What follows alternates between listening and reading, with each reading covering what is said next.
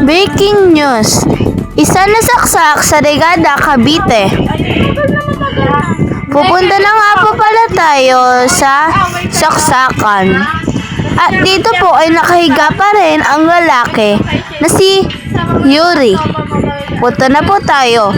Nagbabike na lang po ako dahil malapit lang po ang pagkahiga ng nasaksak. Pasensya na po sa ilaw. Hindi ko po kasi siya kalala. Ang iniisip ko na lang ngayon. Ayan na po.